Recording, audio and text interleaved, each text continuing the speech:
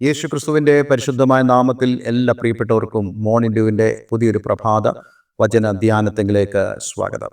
കഴിഞ്ഞ ദിവസങ്ങൾ നമ്മൾ റോമാലേഖനം 8-ാം അധ്യായം 28-ാമത്തെ വാക്യത്തെ ആസ്പദമാക്കി വളരെ ആത്മീകമായ വചനഭാഗങ്ങൾ ചിന്തിപ്പാൻ തക്കവണ്ണം ദൈവം നമ്മെ സഹായിച്ചു. ഞാൻ വീണ്ടും അത് ആവർത്തിക്കുവാൻ ആഗ്രഹിക്കുന്നില്ല. അടുത്ത വാക്യങ്ങളിലേക്ക് നമ്മൾ കടക്കുകയാണ്. ഞാൻ ഇതിനു മുമ്പ് നിങ്ങളോട് സംസാരിച്ചതായ വാക്യങ്ങളാണ് തൊട്ടടുത്തുള്ള വാക്യങ്ങൾ. അവൻ മുന്നറിഞ്ഞവരെ തൻ്റെ പുത്രൻ അനേക സഹോദരന്മാരിൽ ആദിജാതൻ ആകേണ്ടതിന് അവൻ്റെ സ്വരൂപത്തോട് അനുരൂപരാകുവാൻ മുൻ നിയമിച്ചിരിക്കുന്നു. മുൻ നിയമിച്ചവരെ വിളിച്ചും വിളിച്ചവരെ നീതീകരിച്ചും നീതീകരിച്ചവരെ തേജസ്കരിച്ചും ഇരിക്കുന്നു. ഞാൻ ഇതിനെക്കുറിച്ചുള്ള സവിസ്തരമായ ഒരു എപ്പിസോഡ് നിങ്ങൾക്ക് നൽകിയായിരുന്നു. നിങ്ങൾക്ക് അത് നഷ്ടപ്പെട്ടിട്ടുണ്ടെങ്കിൽ ദൈവത്തിൻ്റെ നിത്യമായ പദ്ധതി എന്ന് പ്രതിപാദിക്കുന്നതായ ആ സന്ദേശം കേൾക്കുവാൻ ഞാൻ നിങ്ങളെ ആഹ്വാനം ചെയ്യുകയാണ്. ഈ കാര്യങ്ങളെല്ലാം തന്നെ, അതായത് ദൈവം നമ്മെ മുന്നറിഞ്ഞു, ദൈവം നമ്മെ മുൻ നിശ്ചയിച്ചു, ദൈവം നമ്മെ വിളിച്ചു, വിളിച്ചവരായ നമ്മെ ദൈവം നീതീകരിച്ചു. ഇന്ന് ദൈവം നമ്മെ വിളിച്ചിരിക്കുന്നു, അതേപോലെ ദൈവം നീതീകരിച്ചിരിക്കുന്നു. ഒരുപക്ഷെ നിങ്ങൾ ദൈവത്താലുള്ള ആ വിളി പ്രാപിച്ചിട്ടില്ലെങ്കിൽ സുവിശേഷത്താലുള്ള ആ വിളി, അതായത് സുവിശേഷം കേൾക്കുമ്പോൾ അത് നിങ്ങളെ ദൈവം ഒരുക്കിയതായ ആ നിത്യ പദ്ധതിയിലേക്ക് പ്രവേശിപ്പിക്കുവാൻ പോവുകയാണ് എന്ന് മനസ്സിലാക്കി ആ വിളിയോട് നിങ്ങൾ റെസ്പോണ്ട് ചെയ്യണം, നിങ്ങൾ പ്രതികരിക്കണം. അങ്ങനെ വിളിച്ചവരായ വ്യക്തികളെ, സുവിശേഷത്താൽ കർത്താവിൻ്റെ മക്കളായി തീരുന്ന ആളുകളെ കർത്താവ് നീതീകരിക്കും. അതായത് അവർ ദൈവത്തിൻ്റെതാണ്, കർത്താവ് ചെയ്തതായ പ്രവൃത്തി അവർക്ക് വേണ്ടിയാണെന്നുള്ള വസ്തുത കർത്താവ് അവർക്ക് വേണ്ടി പ്രഖ്യാപിക്കും. അതുകൊണ്ട് നമ്മൾ നീതീകരിക്കപ്പെട്ടവരാണെങ്കിൽ നമ്മെ കുറ്റപ്പെടുത്തുവാൻ ആർക്കും കഴിയത്തില്ല. ഒരുപക്ഷെ ലോകം നമ്മളെ കുറ്റപ്പെടുത്തുമായിരിക്കാം. എനിക്കറിയാം, വളരെ കുപ്രസിദ്ധരായ ആളുകൾ അവർ ജയിലറകളിൽ ആയിരുന്ന സമയത്ത് കർത്താവ് യേശുക്രിസ്തുവിനെ കുറിച്ചുള്ള സുവിശേഷം കേട്ട് രക്ഷിക്കപ്പെടുവാനിടയായി തീർന്നു. അവർ തങ്ങളുടെ പാപ വഴികളിൽ നിന്നെല്ലാം അവർ വിട്ട് അവർ രക്ഷയുടെ അനുഭവത്തിലേക്ക് കടന്നു വന്നു. പക്ഷെ നമുക്കെല്ലാവർക്കും അറിയാവുന്ന ഒരു കാര്യമാണ്, ഒരുവൻ രക്ഷിക്കപ്പെട്ടാൽ ഉടനെ ഗവൺമെന്റ് ജയിലറ അവർക്ക് തുറന്നു കൊടുക്കത്തൊന്നുമില്ല. മറിച്ച് അവരെപ്പോഴും ലോകപ്രകാരമുള്ള ആ ഒരു വിധിയിൽ അവർ കാരാഗൃഹത്തിൽ ആയിരിക്കാം. പക്ഷെ ആളുകൾ എന്താ പറയുന്നത്, അവർ ഇത്രയും വലിയ കൊലപാതകമോ അല്ലെങ്കിൽ ഇത്രയും വലിയ തെറ്റ് ചെയ്തിട്ട് ആ വ്യക്തി കർത്താവ് യേശുക്രിസ്തുവിലേക്ക് വന്നു എന്ന് താൻ രക്ഷിക്കപ്പെട്ടു എന്ന് പറയുമ്പോൾ നമുക്കതിനകത്ത് വലിയൊരു പ്രയാസം ഉണ്ടാകാറുണ്ട്. പക്ഷെ നമ്മൾ എത്രത്തോളം പ്രയാസമുള്ളവരാണെങ്കിൽ പോലും ദൈവം പ്രയാസമുള്ളവനല്ല.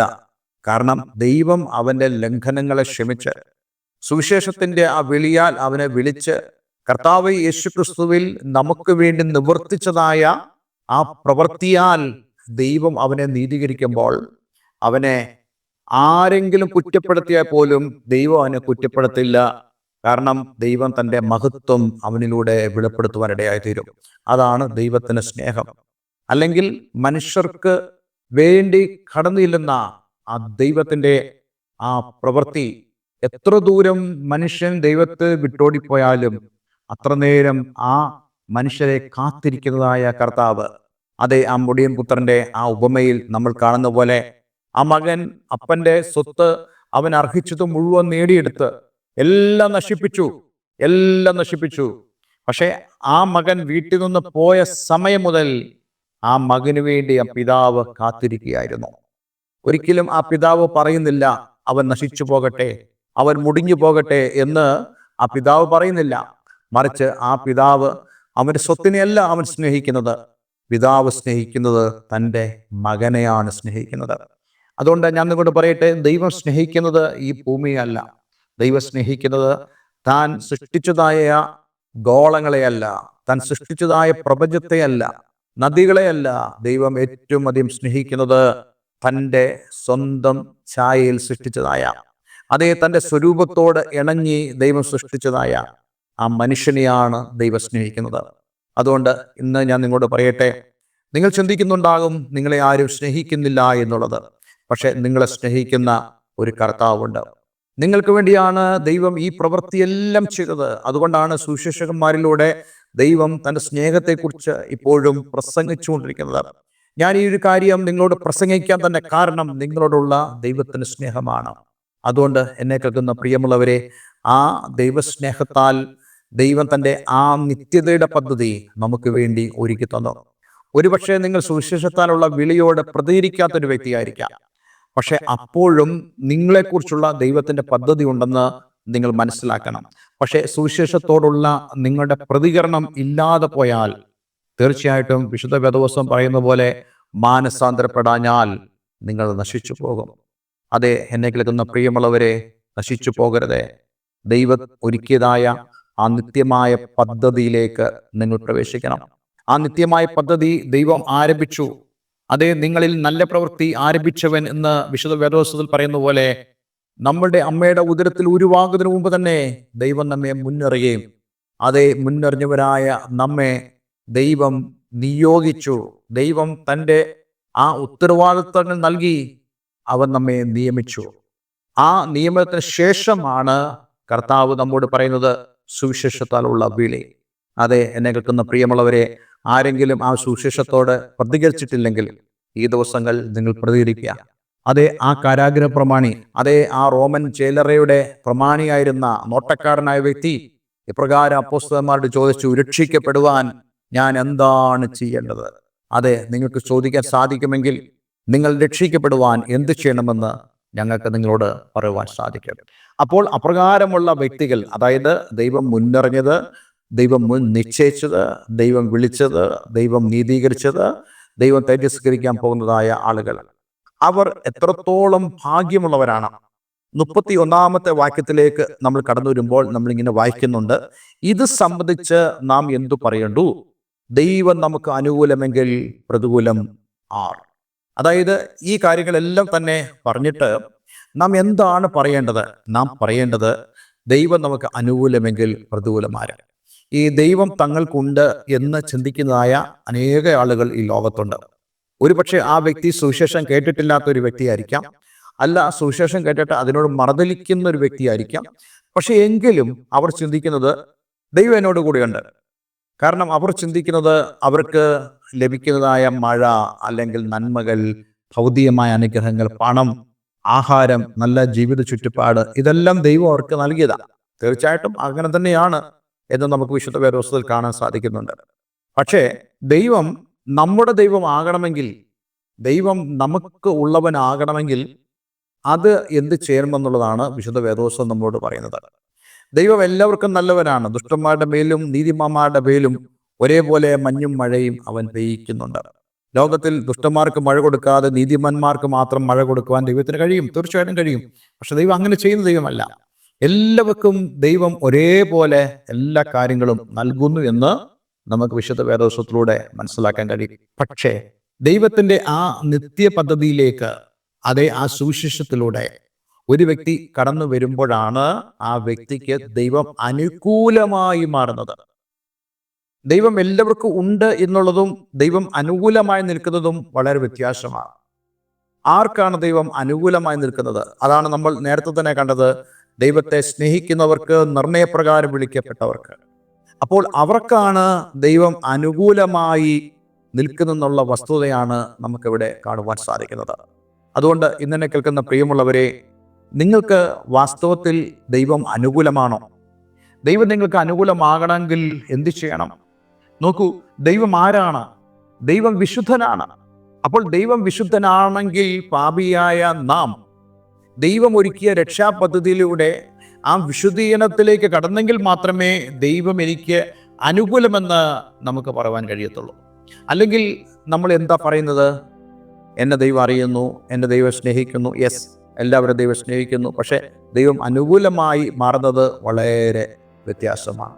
അവിടെ നമുക്ക് ലഭിക്കുന്നതായ ആ ഒരു നന്മ അത് വളരെ വ്യത്യസ്തമാണ്. ഞാൻ സാധാരണ പറയാറുള്ള ഒരു ഉദാഹരണമാണ്, നമ്മുടെ മക്കൾ, നമുക്കറിയാം, നമുക്ക് നമ്മുടെ മക്കളെ വലിയ ഇഷ്ടമാണ്. പക്ഷേ ഈ കുഞ്ഞുങ്ങൾ കളിക്കാൻ പോയി, അവർ ചെളിക്കകത്ത് കിടന്ന് ഉരുണ്ട് അവരുടെ വസ്ത്രം മുഴുവനും അഴുക്കാക്കി അവർ ഓടി വന്ന് പപ്പാ എന്ന് പറയുന്നു. അല്ലെങ്കിൽ അവർ അവരുടെ കൈകളിൽ നല്ല ഒരു ആപ്പിള് അല്ലെങ്കിൽ ഒരു ലഡു നമ്മളിലേക്ക് അവർ നീട്ടുകയാണ്. അവരുടെ ചെളി പുരണ്ടതായ കയ്യിൽ വെച്ച് നമുക്ക് നേരെ നീട്ടുക, പപ്പ ഇത് കഴിക്കുക. നമ്മൾ കഴിക്കുമോ? കാരണം നമ്മൾ അവർക്ക് അനുകൂലമല്ല. ഈ ഒരു സാഹചര്യത്തിൽ നമ്മൾ അവരോട് പറഞ്ഞ് ബോധ്യപ്പെടുത്താൻ ശ്രമിക്കുന്നു, നീ ആദ്യം പോയി കുളിച്ചിട്ട് വരൂ, വൃത്തിയായിട്ട് വരൂ, നീ വീട്ടിലോട്ട് ഇപ്പം കയറരുത്, വെളിയിൽ നിന്ന് കുളിച്ചോ എന്ന് നമ്മൾ പറയത്തില്ലേ? ഇതേ ഒരു അവസ്ഥയാണ് മനുഷ്യനെ സംബന്ധിച്ച് ദൈവത്തിന് ഉള്ളത്. എന്താണ് ദൈവം പറയുന്നത്? മനുഷ്യൻ പാപിയാണെന്ന് കർത്താവ് പറയുന്നു. അവൻ്റെ ശരീരത്തിൽ ദൈവത്തോട് അടുക്കുവാൻ കഴിയാത്തതായ മാലിന്യങ്ങൾ അവനിൽ ഉണ്ട് എന്ന് ദൈവം പറയുന്നു. അതാ സുവിശേഷം പറയുന്നത്. സുവിശേഷം അതുകൊണ്ട് എപ്പോഴും പ്രഘോഷിക്കുന്നത് മാനസാന്തരത്തെക്കുറിച്ചാണ്. അങ്ങനെ ആ ദൈവം വെച്ചതായ ആ കഴുകലിലൂടെ, ദൈവം വെച്ചതായ പ്രവൃത്തിയിലൂടെ അതേ മാനസാന്തരപ്പെട്ട് സുവിശേഷത്തിൽ വിശ്വസിച്ച് ദൈവത്തെങ്കിലേക്ക് വന്ന് ദൈവത്താലുള്ള നീതീകരണം പ്രാപിച്ച് ദൈവത്തിന് നമ്മെക്കുറിച്ചുള്ള നിത്യതയുടെ ആ പദ്ധതിയെക്കുറിച്ചുള്ള കാഴ്ചപ്പാട് പ്രാപിച്ച് അതേ അവനോടൊപ്പം അവൻ അനുരൂപമായി ഒരു വ്യക്തിയായി തീരുമ്പോൾ ആണ് അവൻ പറയുന്നത്, അല്ലെങ്കിൽ നമ്മൾ പറയുന്നത്, ദൈവം എനിക്ക് അനുകൂലം, ദൈവം എനിക്ക് അനുകൂലം. അല്ലാതെ ജീവിതത്തിൽ എല്ലാവർക്കും ചെയ്യുന്ന പോലെ ദൈവം ചെയ്തിട്ട് എനിക്ക് ദൈവം സ്പെഷ്യലാണെന്ന് ആർക്കും പറയാൻ പറ്റില്ല. ദൈവം അനുകൂലമായി നമുക്ക് നിൽക്കണം. എല്ലാവരും ദൈവം സ്നേഹിക്കുന്നു, പക്ഷേ ദൈവം നിനക്ക് അനുകൂലമായി മാറണം. ദൈവം അനുകൂലമാകുന്ന എന്തുകൊണ്ടാണ്? അവൻ്റെ ന്യായപ്രമാണത്തെ നീ ധ്യാനിച്ച് അവൻ്റെ വചനത്തിന് അനുസൃതമായി നീ ജീവിക്കുമ്പോൾ നീ ദൈവത്തിൻ്റെ പക്ഷത്താണെന്നുള്ള കാര്യമാണ് അവിടുത്തെ വ്യക്തതയുള്ള കാര്യം. അതുകൊണ്ട് എന്നെ കേൾക്കുന്ന പ്രിയമുള്ളവരെ, ദൈവം നമ്മെ വിളിക്കുന്നത് ദൈവം നമുക്ക് അനുകൂലമായി തീരുവാനാണ്. അങ്ങനെയാണെങ്കിൽ പ്രതികൂലമായി ഒരാൾക്ക് പോലും നിൽക്കാൻ കഴിയത്തില്ല. ദൈവം അനുകൂലമാണെങ്കിൽ നമ്മൾ കഴിഞ്ഞ ദിവസങ്ങളൊക്കെ കണ്ടതായ ദാനിയേലിനെതിരെയുള്ള രേഖയെടുത്ത് സിംഹക്കുഴിയിൽ ഇട്ട് കളയണമെന്നുള്ള ആ രാജകീയ കൽപ്പന, അതേപോലെ തന്നെ സഹോദരന്മാർ ഈ ജോസഫിനെ പഴിച്ചതായ കാര്യങ്ങൾ, ഇവയെല്ലാം തന്നെ ദൈവം അനുകൂലമായി നിൽക്കുന്ന ഒരു വ്യക്തിക്കെതിരെ ഉപയോഗിക്കുവാൻ ആളുകൾക്ക് ശ്രമിക്കാൻ പറ്റും. പക്ഷേ ആത്യന്തികമായി അവർക്ക് ജയം പ്രാപിക്കാൻ കഴിയത്തില്ല. എന്ന് മാത്രമല്ല, ദൈവം ഈ അനുകൂലമായി ആർക്കു വേണ്ടിയാണോ നിൽക്കുന്നത് അവരെ ദൈവം മാനിക്കുവാൻ ഇടയായിത്തീരും. അതുകൊണ്ട് എന്നെ കേൾക്കുന്ന പ്രിയമുള്ളവരെ, നമ്മളുടെ ദൈവം ജീവനുള്ള ദൈവമാണ്. അതേ കർത്താവ് ജീവനുള്ളവനാണ്. അവൻ എപ്പോഴും നിന്നോട് കൂടെ ആയിരിക്കാൻ ആഗ്രഹിക്കുന്നു. പക്ഷേ നാം അവനോടുകൂടെ ആയിരിക്കുന്നത് എങ്ങനെയാണ്? നാം അവനെ സ്നേഹിക്കുന്നതിലൂടെ, അവൻ്റെ കൽപ്പന അനുസരിക്കുന്നതിലൂടെ. അതിലേക്ക് കടന്നു വരുവാൻ ഇന്ന് ഞാൻ നിങ്ങളെല്ലാവരും ആഹ്വാനം ചെയ്യുന്നു. ഒരു നിമിഷം നമുക്ക് ദൈവസ്ഥലിൽ പ്രാർത്ഥിക്കാം. സ്വർഗീയപിതാവേ, ഇന്ന് ഞങ്ങളെ കേൾപ്പിച്ച വളരെ അനുഗ്രഹിക്കപ്പെട്ട സന്ദേശത്തിനായി സ്തോത്രം. ദൈവം ഞങ്ങൾക്ക് അനുകൂലമെങ്കിൽ പ്രതികൂലമാര്? കർത്താവെ, അങ്ങ് ഞങ്ങളെ സ്നേഹിക്കുന്ന ദയക്കായി ഞങ്ങൾ നന്ദി പറയുന്നു. കർത്താവെ, എന്നെ കേൾക്കുന്ന ആരെങ്കിലും സുവിശേഷത്തിൻ്റെ ആ ക്ഷണത്താൽ കർത്താവ് യേശുക്രിസ്തുവിലേക്ക് കടന്നു വന്നിട്ടില്ലെങ്കിൽ ഇന്ന് തന്നെ സുവിശേഷം കേട്ട് അവരുടെ ജീവിതത്തിൽ ഒരു വലിയ മാറ്റമുണ്ടാകുവാൻ ഞാൻ ആത്മാർത്ഥമായി പ്രാർത്ഥിക്കുന്നു.